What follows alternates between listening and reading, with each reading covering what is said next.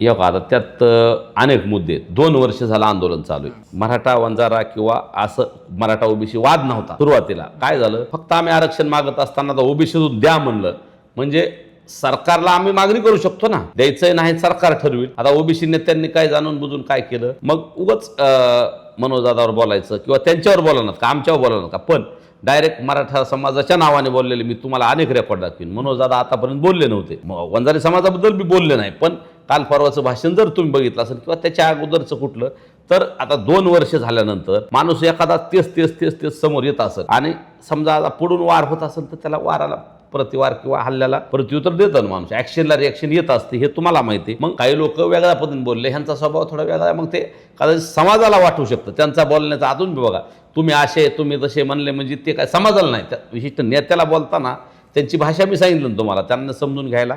आता आम्ही सुरुवातीपासून आहे म्हणून आम्हाला माहिती, आता नवीन लोकांना वाटणार हे त्याच समाजाला म्हणले. कधीतरी वंजारी समाजाला नाव घेऊन म्हणले का हा समाज असा आहे, माझ्या समाजाला म्हणले का हा असा आहे, धनगर समाजाला म्हणले का नाही. पण ती एक वाक्य धनगर समाजाच्या बाबतीतलं असंच झालं.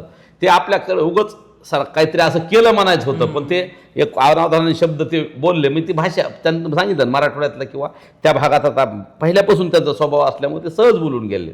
त्यांना शिवी द्यायची किंवा कुठल्या समाजाला टार्गेट करायचं नसतं. हां, पण नेत्याला सोडित नाहीत. नेते कोणत्या जातीचे असो, मराठ्याचे असो, ओबीसी असो, जे बोलले अगोदर ते स्वतःचा स्वभाव त्यांचा एक आहे की त्याआधी कुणाला बोलत नाहीत आणि जर बोलले तर मग सोडित नाहीत. अलका IVF बंधत्व, टेस्ट ट्यूब बेबी आणि IVF साठी गेल्या 20 वर्षांपासूनचं विश्वासार्ह नाव. संपर्क तिडके हॉस्पिटल, बार्शी रोड, बीड.